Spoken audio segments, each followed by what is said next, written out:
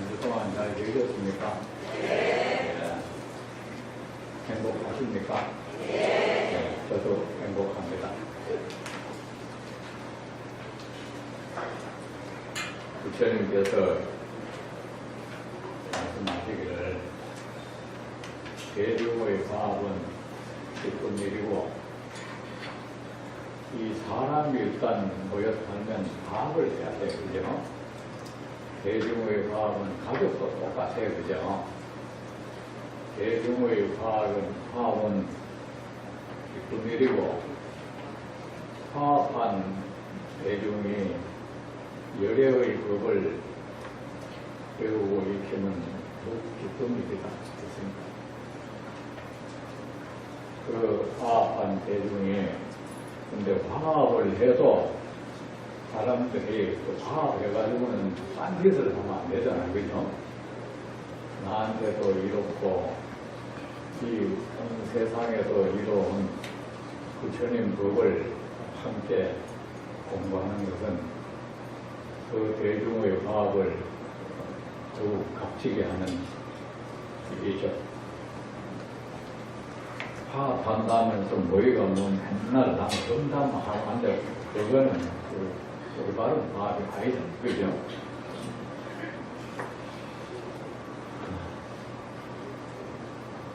그리고 여러분, 이 책의 이름이 뭡니까? 이 본문의 이름이 지혜의 완성이잖아. 그죠? 부처님의 모든 말씀은 지혜를 완성시키기 위한 것입니다. 여기서 벗어나는 어떠한 말씀도 없습니다. 모든 중생이 그 잘못된 삶으로 인해서 잘못된 생각, 잘못된 견해, 잘못된 언행 때문에 그 결과물로서 고통을 받고 또한 그런 형태가 계속 반복이 되니까 이것을 종식시켜야겠다 해서 말씀하신 것이 부처님 법문입니다. 그 모든 경전은 그런데 우리가 지혜라는 것이 뭡니까? 뭘 제대로 똑바로 아는 거 아닙니까? 그죠? 맞죠? 여러분 그 불교에서 어떤 용어를 쓰면 거기 겁먹지 마세요. 그거 그냥 일반 말이에요. 그거. 어떤 사람은 말이야 지혜라고 하면 우리 아는 거하고 다르다 하는데 그건 또 무슨 소리야? 우리가 뭘 잘 모르면은 무지하다 하는 것이고 제대로 잘 똑바로 알면은 그걸 지혜롭다 하죠. 지혜와 아는 것이 뭐 별개는 아니지 않습니까? 그리고 어쩌면 우리가 지혜를 얻고자 하는 것도 우리가 세상 뭘 모르고 그 모르는 것 때문에 모든 일들이 생기니까 똑바로 알고자 하는 거 아닙니까? 지혜를 얻으면 뭘 똑바로 할 것이라는 생각이었어. 그죠? 그래서 한자에 보면 아는 알지자하고 지혜지자가 같이 쓰여지잖아요. 그런데 막 특히 참선하는 스님들이 그런 경우가 많아요. 그 지는 말이야, 그 지혜를 또 뛰어넘는 무슨 신묘한 것도 그런 걸 하네. 그런 거, 무슨 신묘한 거 좋아하지 마세요. 우리의 모든 삶이 왜곡되고 그 왜곡된 삶이 고통을 부릅니다. 그래서 지혜는 우리의 왜곡된 삶을 올바른 삶으로 바꾸는 데 필요한 것이 지혜입니다. 그런데 여러분, 우리가 보세요. 우리가 이제 뭘 모르잖아요. 모르니까 그만 탐욕이니 이런 거 이렇게 깨달음이라고 말했잖아요. 그죠? 깨달음도 사실은 제대로 아는 걸 뜻해요. 깨달을 각자하고 지혜 지자는 같은 뜻을 가지고 있어요. 아셨죠? 또 깨달음이라 하니까 또 뭐 이제 아는 차원이 아니다. 아는 차원이 아니긴 뭐가 아니에요. 여러분 공부를 하는데 자꾸 마음속에 그 어떤 신비한 것을 만들지 마세요. 뭐 예를 들어서 언어가 도달하지 못하는 곳, 생각이 끊어진 곳 하면서 그런 거 쓸데없이 만들지 마시죠. 여기 눈에 보이고 손에 잡히는 것만 또 박찬데 왜 자꾸 그런 걸 만들어냅니까? 자꾸. 운동도 하면요. 꼭 기량 모자란 사람이 불필요한 동작을 자꾸 하죠. 맞잖아요. 그죠? 그렇듯이 그런 거 자꾸 개념화하고 관념화하는 사람한테 불교 배우면 안 된다고 아셨죠? 불교 배우면 안 되면 왜? 그런 사람은 지혜롭지 못해요. 그래가 그런 드높은 것들을 만들어내는 것이 대단한 공부라고 생각하는 것 억지로 만들어낼 필요가 있습니까? 여러분, 우리의 삶을 고통에서 벗어나게 하기 위해서는 이 고통스러운 삶을 기쁨, 환희로운 삶으로 바꾸기 위해서는 지혜가 필요합니다. 그래서 이 지혜를 우리에게 지혜를 선물하기 위해서 부처님이 이런 법문을 하셨습니다. 그리고 이 세상에 여러분 부처님 불교가 뭡니까? 모든 것은 인연이라 안 했습니까? 그죠? 인연이라는 것은 이 세상 모든 것은 어쩌면 그렇게 되어지는 거죠.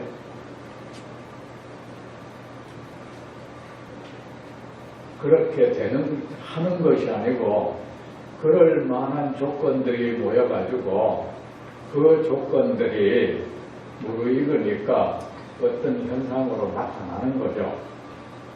그렇지 않습니까? 우리의 불행이라는 것도 그래요. 사실은 내가 불행을 불러들이는 어떤 잘못된 삶을 계속 살았어요. 부처님 말씀에 의하면 그 나쁜 결과는 결코 내게 오지 않을 것이다 하면서 그런 황당한 확신을 가지고 말입니다. 얼마나 어리석은지 아십니까? 세상에는 똑같은 일의 뉴스가 계속 세상에서 나오잖아요. 성추행 이런 거 있잖아요. 또는 공무원 비리. 근데 한쪽에서는 그 일로 해서 한 사람의 인생이 무너지는데도 한쪽에서는 계속하는 겁니다. 왜 그런지 아세요? 내게는 오지 않을 것이라는 그 황당한 믿음이 나옵니다.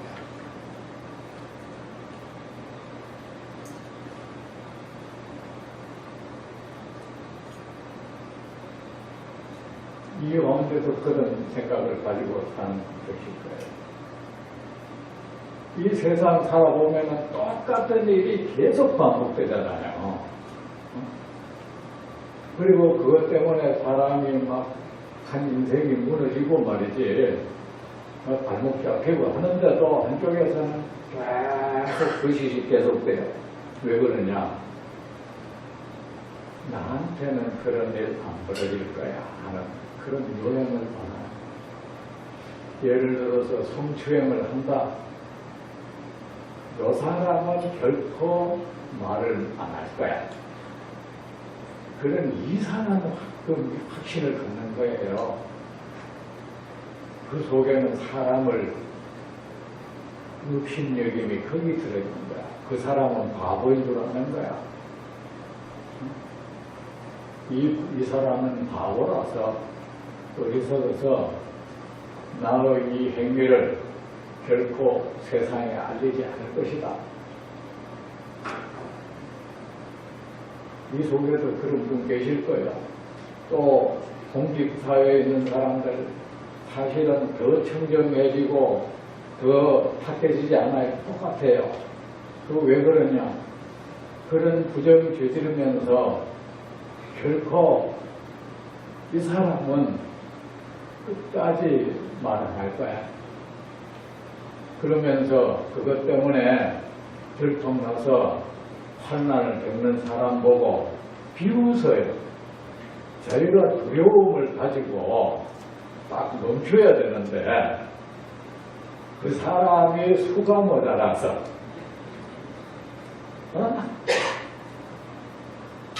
그 사람이 수가 낮고 수가 모자라서 그 수의 그 단계가 낮아서 그 사람이 그런 일을 당한다고 생각하는 거야. 그러면서 자기는 상당히 단수가 높은 거라고 생각하는 거야. 그래서 나의 이 높은 단수는 결코 나쁜 결과를 불러들이지 않는다는 그것도 얼마나 어리석은 짓입니까? 어리석은 사람은 이 행위가 내게 어떤 결과를 불러올지 모른다는 거야. 그러면서 내게는 결코 그런 일이 일어나지 않을 것이다. 황당한 믿음을 가지고 여러분 이 세상에는 남의 일이 없습니다. 아셨죠? 똑같은 하늘을 입고 살고 똑같은 땅을 딛고 살고 똑같은 공기를 마시고 똑같은 물을 마시고 한 사람에게 해독이 되는 한 사람에게 독약은 만인에게 독약이죠. 그렇지 않습니까? 한 사람에게 붉은 장미는 만인에게 붉은 장미예요. 우리는 어디 똑같은 거예요. 그래서요, 아무리 개인 간 또는 국가 간의 사이가 나쁘다고 해서 그 사람에게 환난이 일어나는 걸 고소해야 하면 안 돼요. 왜? 그게 결코 남의 일이 아니거든. 그 일은 내게 옵니다. 반드시. 아무리 원수지간이라도 그 사람에게 환난 겪는 걸 박수 치지 못해요. 그 일이 일어난 일이 내 귀에 들어오고 내 눈에 보였다는 것은 바로 내 곁에 왔다는 거예요. 그의 중생은 그렇게 어리석습니다. 그래서 부처님이 우리의 어리석은 삶을 지혜로운 삶으로 바꿔줘야겠다. 이래서 온갖 법문을 하셨습니다. 근데 여러분, 지혜는 어디서 생깁니까? 사유에서 생깁니다. 경전은 사유에 바랍니다. 아시죠? 사람들이 경전을 잘 알리는 안 읽는 이유가 있습니다. 첫째는 경전은 우리가 사용하는 언어가 아니야. 현재의 내 정서를 내 정서에 부합해 주지를 않아. 경전은요. 그러니까 안 와닿지 않고 나를 감동시키지 않아. 여러분 경전 보고 감동되진 않잖아요. 오히려 이질감이 자꾸 오죠. 그것은 여기에 쓰여진 모든 것은 나의 세계가 아니에요. 장차 우리는 이 세계에 가야 되는 거야. 그래, 첫째는 중생의 우리 정서와 부합해 주질 않는 거야. 그 다음 번째는 감동이 안 된다 이거예요. 감동이 안 되면 재미없는 거죠. 두 번째는 우리는 뭔가 이 아는 책을 볼 때는 아는 거리를 장만하고 싶어. 다른 사람에게 아는 체할 거리를 장만하고 싶어. 그래서 나 이런 거 알아. 그런데 경전은 내가 남에게 자랑할 수 있는 어떤 일정 형태의 지식을 제공해 주지 않아. 여러분 그거 느낍니까? 그래서 또 경전은 봐도 뭐 잡히는 게 없어. 어디 써먹을 게 안 생겨. 근데 여러분이 우리가 현재 가지고 있는 이 감정, 이 정서, 또 내 머리를 채우고 있는 이 지식은 우리의 삶을 왜곡시키고 고통 속으로 몰아넣습니다. 이거 떨쳐내야 되는 겁니다. 알겠죠? 그래서 경전을 볼 때는 6차의 제가 말씀드립니다만 속을 비우세요. 뭔가가 알이라는 지식이라는 하나의 덩어리가 내 속에 들어오진 않을 겁니다. 나를 완전히 비워줄 겁니다. 비워주세요. 비워져서 부처님의 말씀에 의해서 종이 울리듯이 공명이 일어나야 되는 거예요. 내 몸에서, 내 마음에서 공명이 일어나야 되는 거예요. 여러분이 경전을 보고 어떤 지식이 생겼다면 그건 경전 잘못 본 거예요. 어떤 견해가 생겼다면 그 사람은 그 경전 잘못 본 거예요. 견해니 지식이니 감정이니 하는 것들 다 비워내야 돼. 부처님은 그걸 전부 비워내주고 있어요. 이 부분은. 그런 감정이니 지식이니 견해니 하는 것이 뭡니까? 우리가 흔히 말하는 자아. 이 자아가 늘 안에서 중얼거리고 외치잖아요. 누군가를 미워하고 누군가에 대해서는 내 별이라고 옹호해주고 이 자아가 나로 하여금 세상 모든 것과 충돌하게 만들고 이 자아가 이 세상 모든 것을 마구니로 만들어. 여러분 항마지는 많이 하죠. 우리의 의식 구조, 삶의 구조가 세상 모든 것을 마구니로 만들고 있어요. 그러면서 계속 마구니는 내가 생산했어요. 이 자아가 마구니를 끝없이 생산해주고 있어. 그런데도 우리는 계속 항마진언을 하고 있고 엉뚱한 사람 보고 마구이를 하면서 저주하고 그런 짓을 한단 말입니다. 그런데 여러분 지혜는 어디서 생기는지 아십니까? 사유에서 생깁니다. 경전은 사유의 바다입니다. 제가 서두에 말했잖아요. 우리가 숲속을 거닐면서 우리는 그 숲이 들려주는 이야기, 그 나무 하나가 내게 들려주는 이야기를 들으라고. 그게 바로 사유보다. 그런데 이 경전은 이미 뭔가 지식을 주입해 주지 않아요. 그 사유에 의해서 나는 지혜로워져가. 경전을 자꾸 읽으면 지혜로워져가요. 지혜로워져가고 또 뭐를 불교라는 걸 그냥 그대로 비춰볼 수 있는 그런 안목이 생겨. 우리 머릿속을 채우고 있는 지식하고는 달라요. 그의 경전을 보는 데는 끈기도 필요합니다. 아셨죠? 그런데 여기는 이미 우리에게 많은 부처님은 사유거리를 이미 제공했어. 사유하십시오. 왜 그렇지? 건전한 대상을 하나 정해놓고 그것을 깊이 사유하는 것은 말입니다. 우리의 뇌를 정하이릅니다.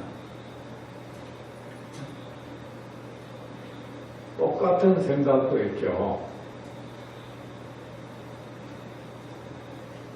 저놈을 어떻게 하면 저걸 손볼지. 이런 거는 우리 뇌를 피곤하게 하는 거예요, 이 마음을. 그런데 이 건전한 제목을 두고 깊이 생각하면 우리의 마음, 우리의 뇌가 정화가 돼요. 여러분 몸도 마음도 정화됩니다. 그래서 답을 얻고 안 얻고는 사실은 둘째쳐. 답이 얻어지지 못한다 해도 그 행위에 의해서 여러분의 업은 시켜져. 그 사유하는 그 행위에 의해서. 자, 부처님은, 자, 보세요. 수보리가 부처님께 어떻게 하면 깨달음을 얻습니까? 했는데, 부처님은 세상 중생을 모두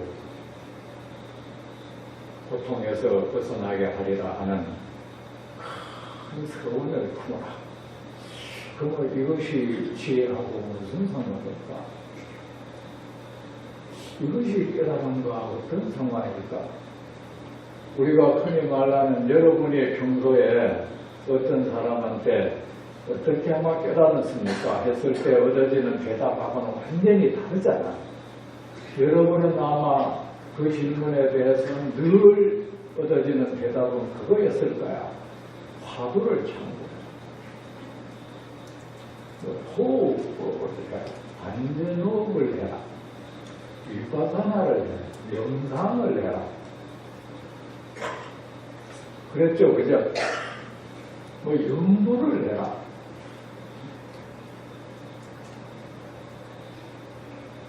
부처님의 대답에 여러분 경을 분다는 것은 무슨 의미냐 하면 부처님과 내가 이 대면하는 의미입니다. 아셨죠?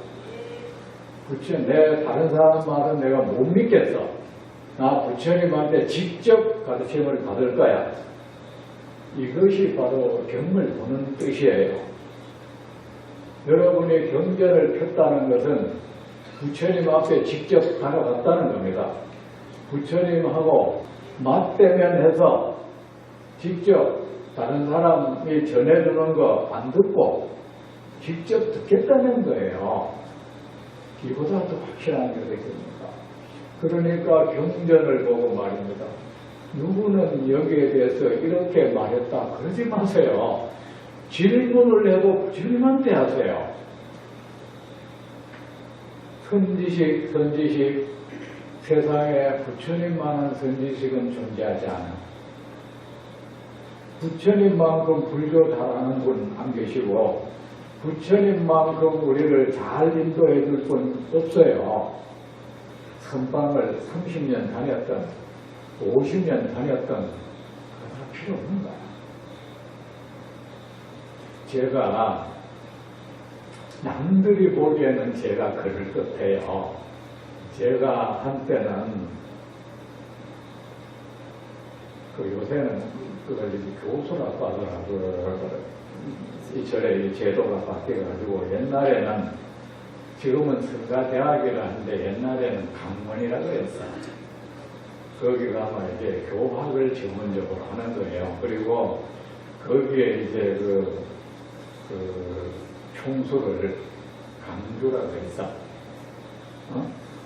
근데 내가 젊은 나이에 강주를 지냈어. 33살 때. 강주를 지내다가 나중에 나는 처음부터 그 강주는 5년 한다는 생각을 했어요.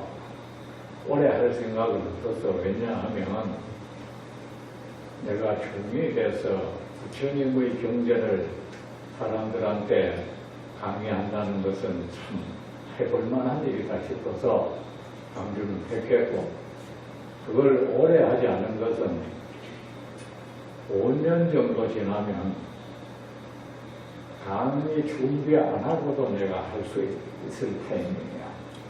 그 타이밍에서 나는 와야 된다고 생각했어. 안 그러면 말이지 딸은 그냥 선생이 될 것 같아요.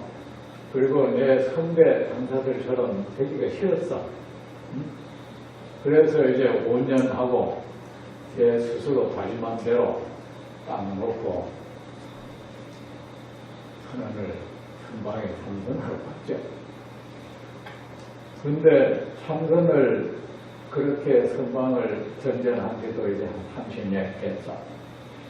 그러다 보니까 스님들로부터 선교를 겸한 스님이라고 아주 이상적인 스님이다 이거지. 근데 간판은 그럴듯한데 사실은 그럴 거 없어.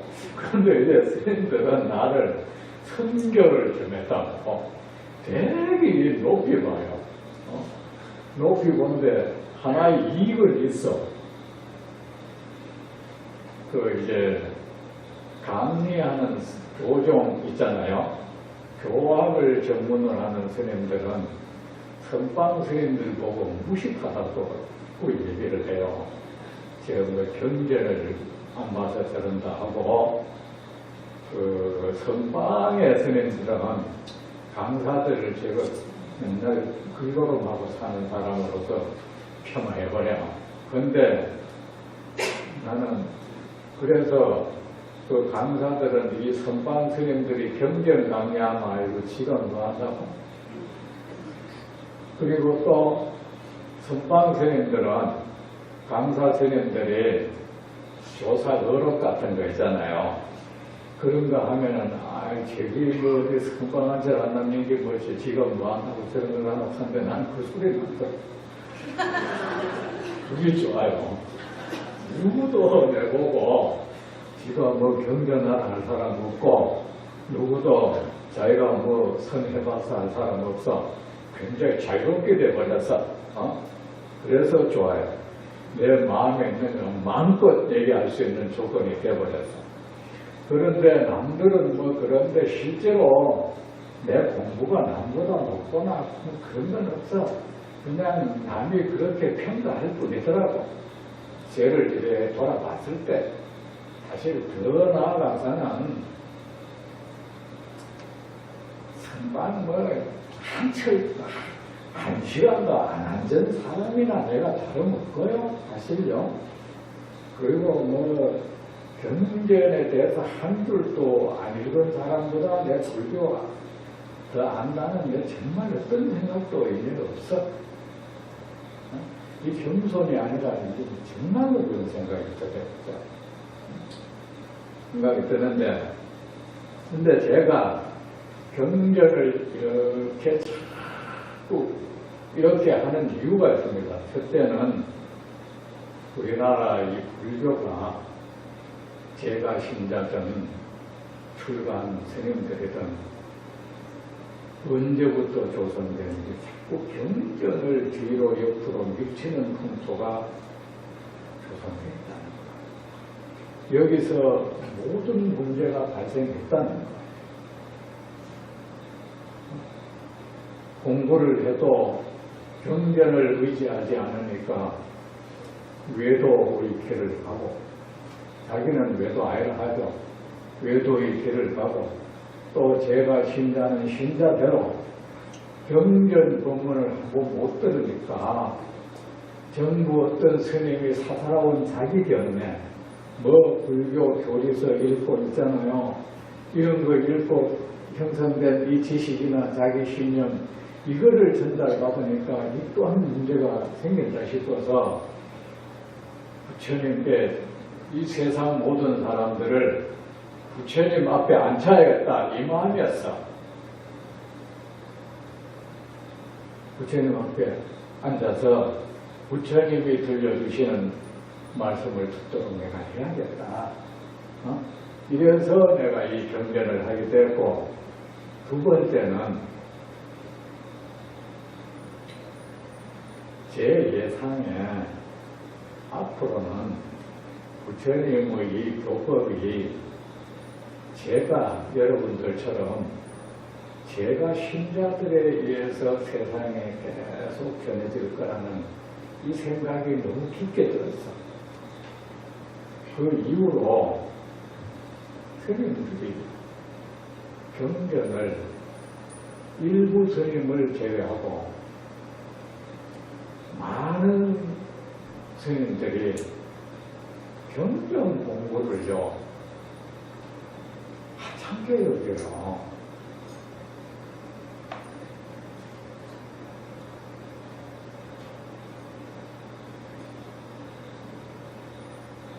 아예 별 생각도 안 해요. 그 참선하는 스님들은 뭐 중국 선사들이 쓴 책 이런 거나 막 읽고 있잖아요. 아니면은 뭐 우선 신도들 앞에 써먹을 수 있는 불교학 개론 이런 책들 있잖아요. 이런 거 읽고요. 심지어는 거기서 지 나름대로는 더 고급 불교를 한다는 사람들은 논설을 읽어요. 옛날에 그 인도에 이래 옛날에 이 갈래불교 시절 때 있잖아요. 그 논사들이 쓴 그 논을 읽어요. 그걸 가지고 고급적인 불교라고 생각하는 거야. 그래서 안 되겠다 싶어서 여러분한테 내가 신도들을 상대로 내가 정말 이거 해야겠구나. 결국은 이 나중에는 불교 신자들에 의해서 부처님 말씀은 세상에 남겠구나. 이 생각이 들었어요. 앞으로 여러분한테 제가 부처드립니다. 부처님을 드립니다.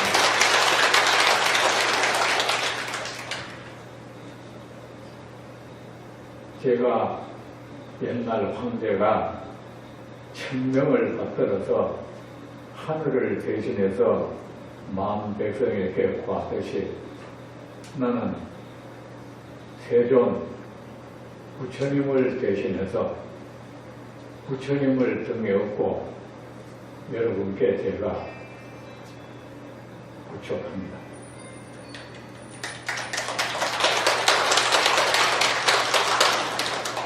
그런데 여러분, 경을 보는 이 방법도 있습니다.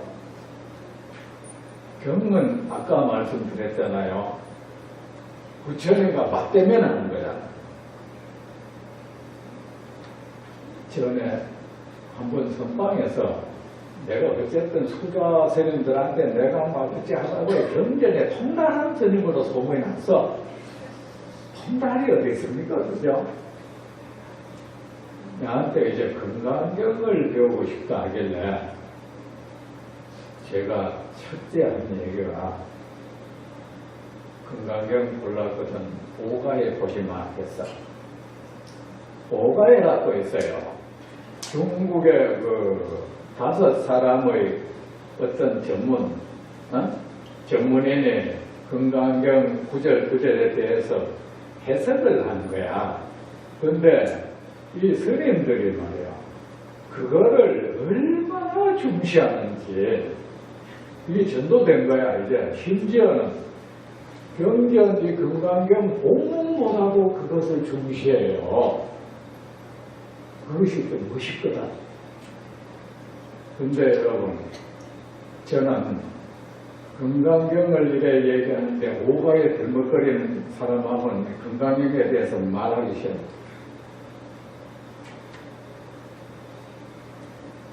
이 소위 소초라는 것들 밀치세.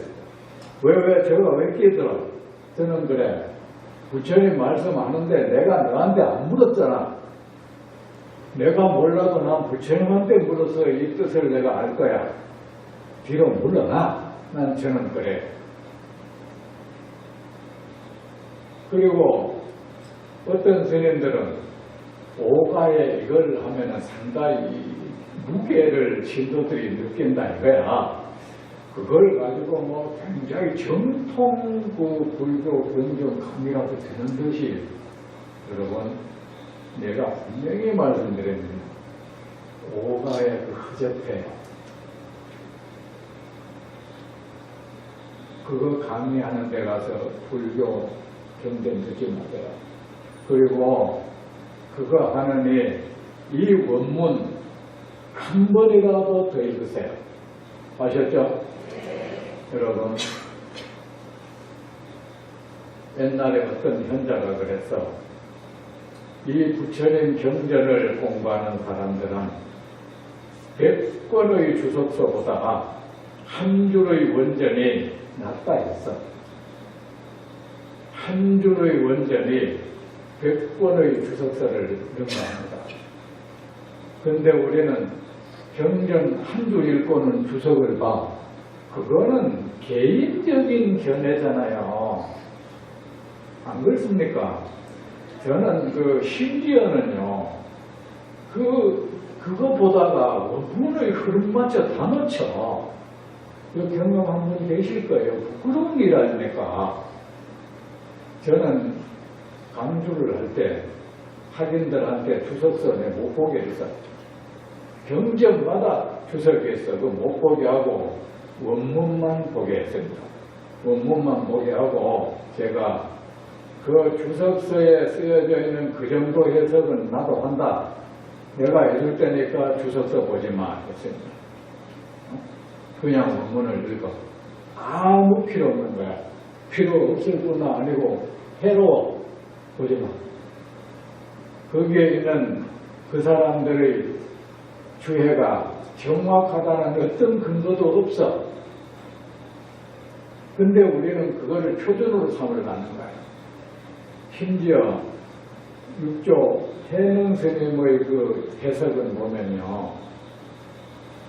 저는 그거를 해능 스님이 아니었으면 다행이겠는데, 만약에 그거를 해능 스님이 그렇게 해석을 했다면 해능은 금강경을 이해하지 못했고, 더 나아가서는 불교를 이해하지 못한 사람이다.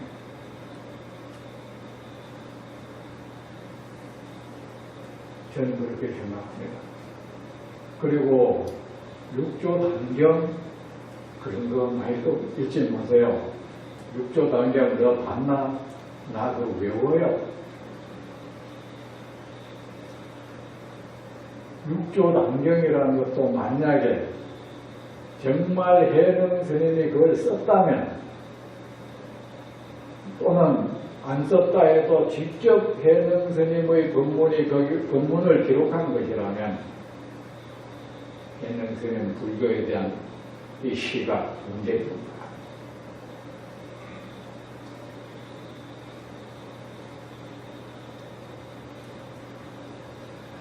그러니까 여러분, 우리 부처님께 배우세요. 아셨죠? 제가 그랬죠? 부처님의 제자가 되라고, 부처님 신자가 되라고. 그리고 이 경전은 끝없이 우리에게 사유거리를 제공해 줍니다. 사유하세요. 또 그랬잖아요. 자, 그래 놓고는 그래서 중생을 다 제도하겠다는 원을 세워라. 이게 전부 깨달음, 지혜와 관계되는 겁니다, 이거. 그리고는 또 내가 제도할 만한 중생은 없다고 생각해라. 또 두버려 세상 모든 것이 실체가 있다는 생각을 가지고 거기에 집착하면 그는 보살행을 할 수 없다. 보살행을 할 수 없다는 것은 보살이 아닌 거지. 보살이 아니라면 그는 깨달음을 얻을 수 없죠. 그리고 바로 그 뒤에 보시를 말했어. 이게 뭔가 건너뛰는 것 같은 느낌도 들어요.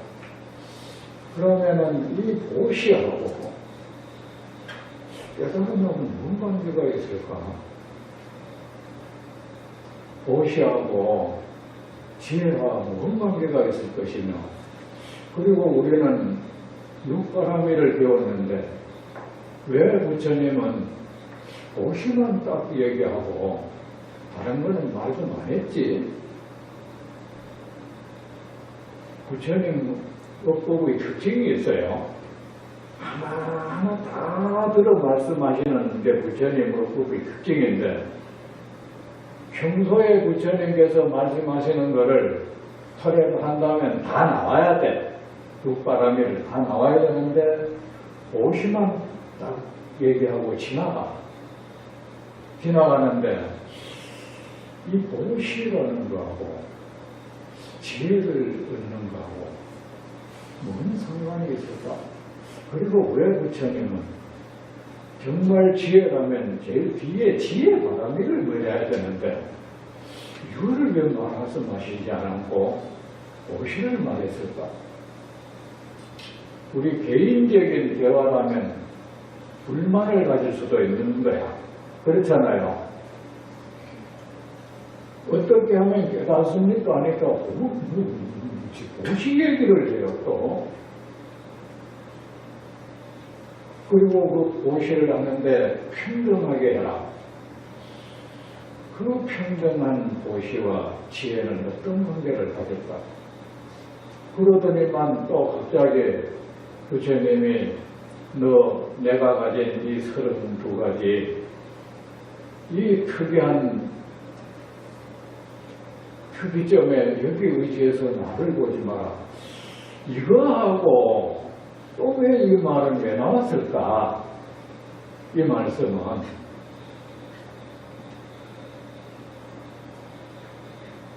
이 경전은 지혜를 향해서 가고 있어.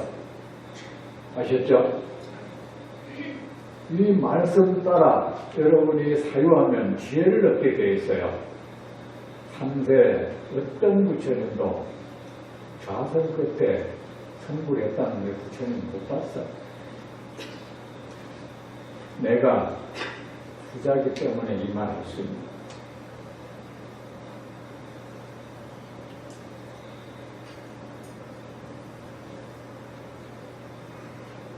다리가 마비돼도 앉아있다 보니까 깨달음이 오더라. 이렇게 말한 부처님 말씀 대목은 한마디도 못 봤어.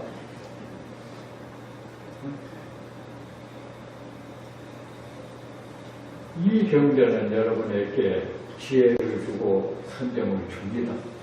아셨죠? 말씀 따라 사유하세요.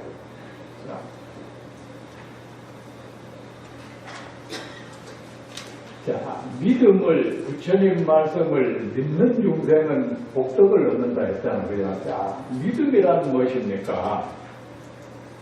믿는다면 받아들이겠죠. 믿음이 깊다면 그냥 싹 받아들이겠죠. 어떤 사람의 그 말이 저기 진실이라는 믿음을 갖는다면 그대로 싹 받아들이겠죠. 이 약을 먹어서 병이 낫는다는 믿음이 있다면 그 약을 그대로 먹어버리겠죠. 어떻겠습니까? 부처님의 말씀을 믿는다면 그 사람은 이 지혜의 약을, 이 물을 그냥 그대로 들이키겠죠. 들이키면 어떻게 되겠습니까? 이 약을 먹으면 약이 안에 들어가서 약성을 일으킵니다. 일으켜가지고 병을 고쳐줍니다. 목마른 사람이 물을 마시면 저절로 갈증은 해소됐죠. 해소되듯이 우리가 할 일은 이것밖에 없어. 부처님의 이 말씀이 여러분의 귀를 통해서 또는 눈을 통해서 여러분의 그 존재의 방 깊숙이 들어가게 해주는 것. 여러분 그 존재의 땅을, 그 마음 땅을 땅 깊숙이 적시도록 해주는 것. 여러분이 할 일은 그것밖에 없어.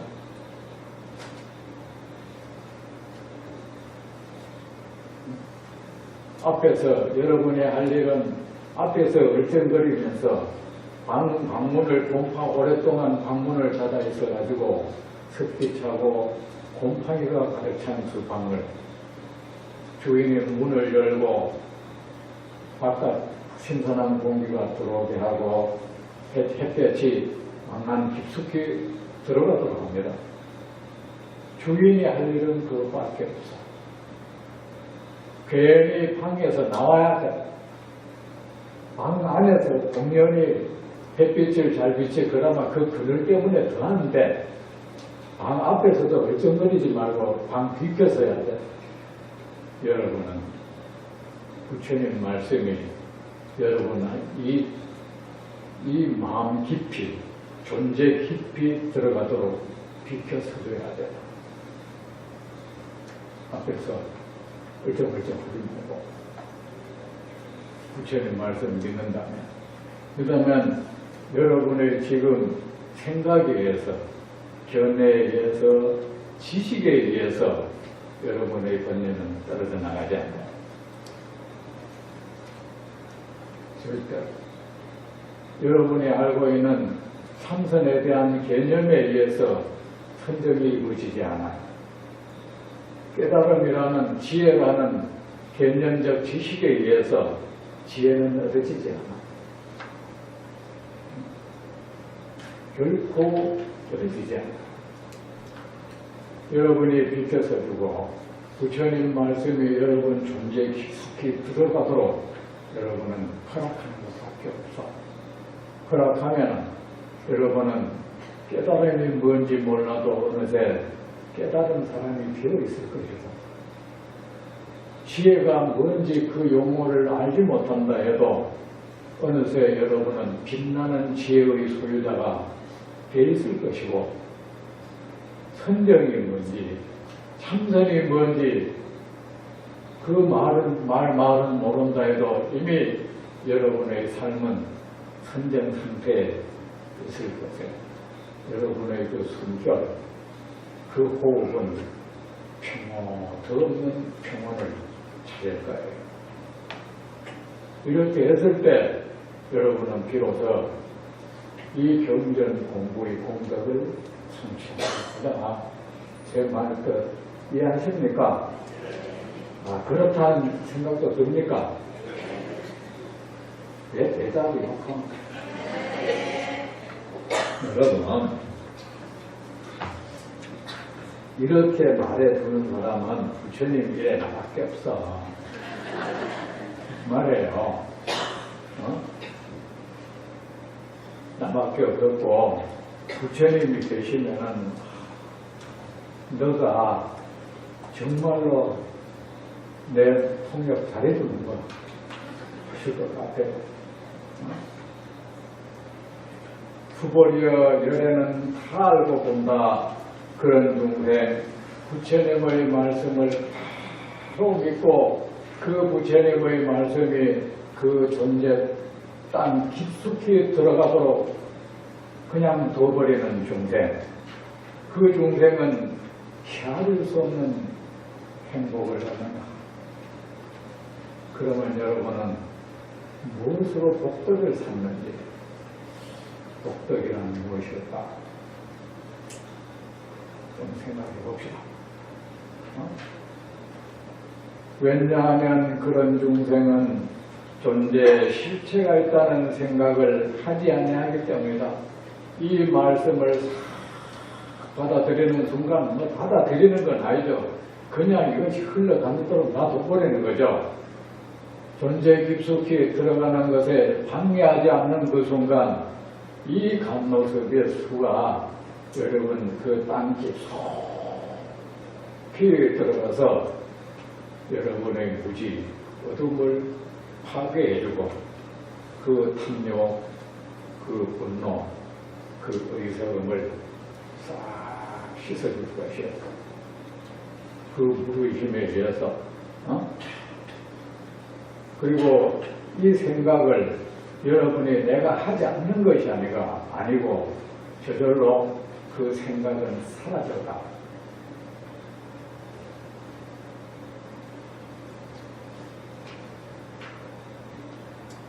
불교 경전하고 다른 외도서하고 다른 것은 예를 들어서 유교책 같은 거는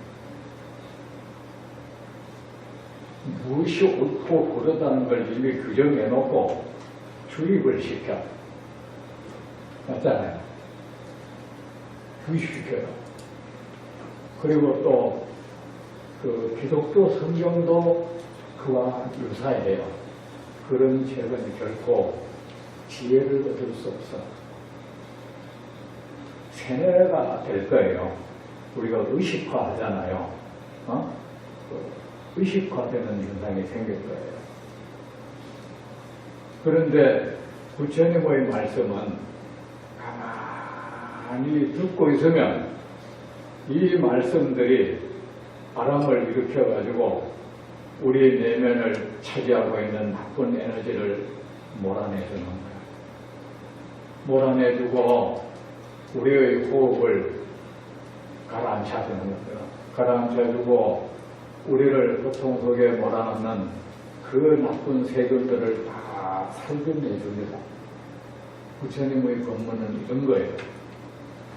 존재 실체가 있다는 생각을 하지 아니하기 때문이다.